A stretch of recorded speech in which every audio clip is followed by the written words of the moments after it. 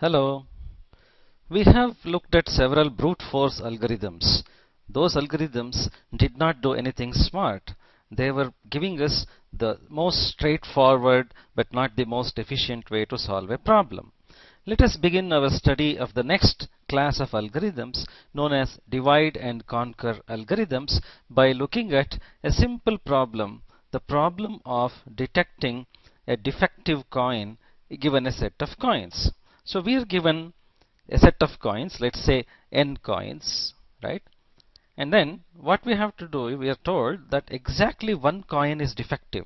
It is of lesser weight, right? So one of the coins, exactly one coin is defective, and the problem is to find which one is defective, right? So if we apply a brute force algorithm to this problem, we probably start comparing two coins at a time. So I will take the first coin and the second coin, compare their weights. If they are of the same weight, that means both of them are not defective, because we know that there is exactly one coin which is defective. If one of them is of lesser weight, then we conclude that that is the defective coin.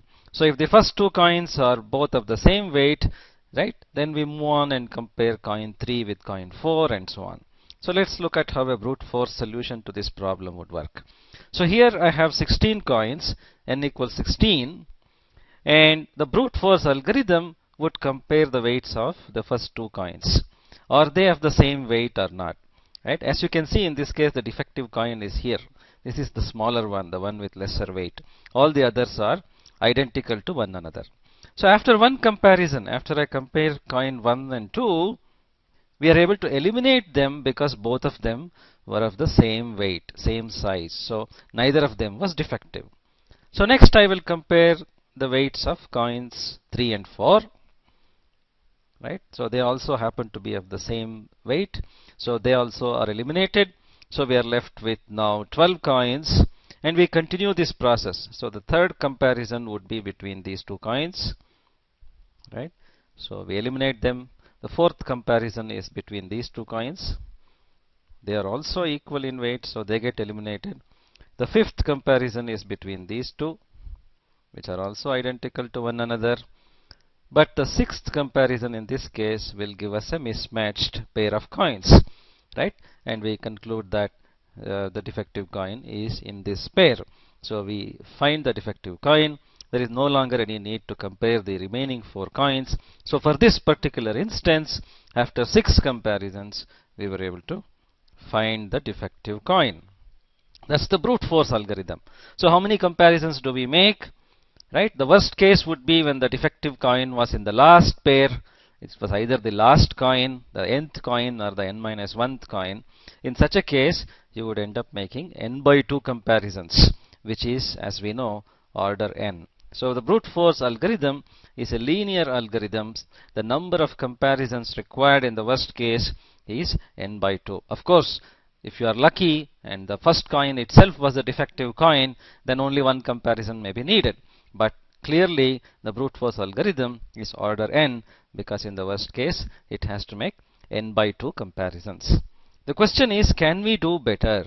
Is there an algorithm which will do better than linear time?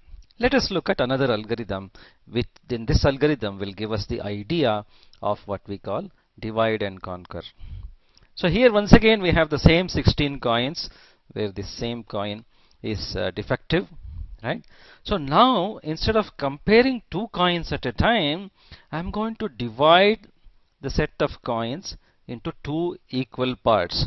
So there are 8 coins on this side and 8 coins on the other side. And I'm going to weigh or compare the 8 coins on the left with the 8 coins on the right. Right? If we do that, what will we get?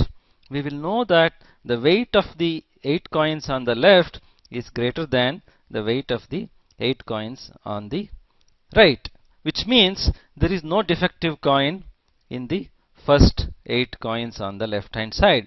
So they might as well be eliminated. Once again, I would like to remind you that there is exactly one defective coin, and the coin is of lesser weight. So if the first 8 coins on the left have a higher weight than the other 8, we know that the defective coin is on the second 8, the 8 coins on the right hand side. So when we do this with a single comparison, I can eliminate or throw away 8 coins, right? So now we solve this problem recursively. That is, we apply the same technique again. Now I'm going to divide the remaining 8 coins into two sets of 4 coins each. The 4 coins, and I'm going to compare the weight of the 4 coins at the top with the 4 coins at the bottom. And what are we going to find? We will find that the weight of the 4 coins at the top is greater and the weight of the 4 coins at the bottom is lesser.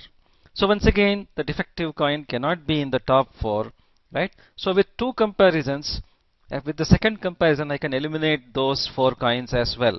So after just two comparisons, we are left with only 4 coins. What do we do now? We repeat this process. We again divide this into two parts. 2 coins here and 2 coins here. We compare their weights, and what will we find?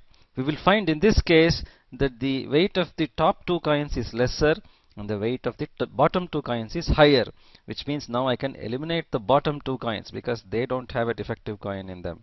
So after 3 comparisons, we are left with only 2 coins. We again now divide it into 2 equal parts, right? So 1 coin here and 1 coin here. We compare their weights. We know that the weight of this coin is higher, so that is not the defective coin, and we will be left with the defective coin after exactly 4 comparisons.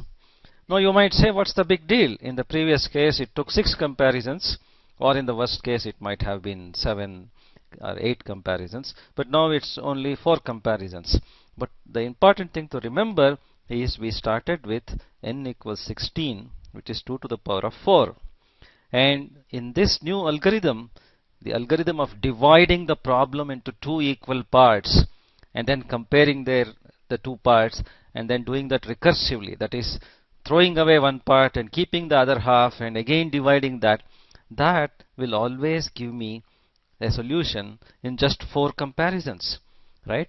So if n is 2 to the power of k, I can get a solution in order k, not order n. Now as n increases, k is much smaller than n, right? So if you consider a very large number, then the exponent k will be much smaller than n. So this algorithm will give me a much more efficient solution than the order n algorithm that we got from brute force. Let's look at that in a little bit more detail. So we are given n equals 2 to the power of k coins, out of which one of them is defective, right? So in the brute force method, right, the worst case is n by 2, which is 2 to the power of k minus 1. That is the number of comparison, that is the complexity of the brute force algorithm. Now what happens in the current problem? I'm going to divide it into 2 parts.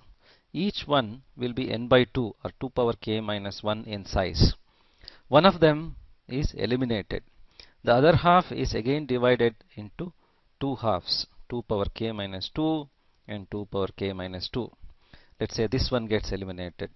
Now this one is further divided into 2 parts, 2 power k minus 3, 2 power k minus 3, right?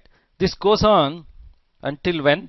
Until the problem sizes become 1, right? So what is the height of this tree? How many steps are there? How many divisions do we do, right? As you can see, each time k is reduced by 1. So there are at most k steps, k levels in this tree. At most k divisions happen. So the complexity will be of order k, right? And if n equals 2 power k, what is k? K is log n to the base 2, right? So now you got an algorithm which is of order log n. Order k is nothing but order log n, and order log n, as we have already seen in the analysis of algorithms class, is much better than order n. So divide and conquer has the potential to give us order log n complexity algorithms for a problem such as the defective coin problem. Let's look at the quiz question. Suppose we modify the problem slightly and say we are not required to identify the defective coin. We are only required to say whether there exists a defective coin. in the given set of coins. So we'll make a couple of assumptions, right? We'll assume that the number of coins n is a power of 2, 2 power k. So here we are not required to identify the particular coin which is of lesser weight. So there are two possibilities. Either there is no defective coin at all, that means all the n coins are of the same weight, or there is exactly one defective coin which is of lesser weight, and we are simply supposed to say which one of them is the case. Is there a defective coin or is there no defective coin? There is never going to be more than one defective coin in the given problem. Then which of the following is true? A says we still need theta log n comparisons. B says we need theta 1 comparisons. C says we need theta n comparisons in the worst case. And D says theta log n comparisons in the best case. So the worst case and best case here may refer to the position where the defective coin occurs. Is it in the first half? Is it in the first pair? Is it in the last pair? And so on. That may determine what is the best case and what is the worst case. So which of these do you think is true?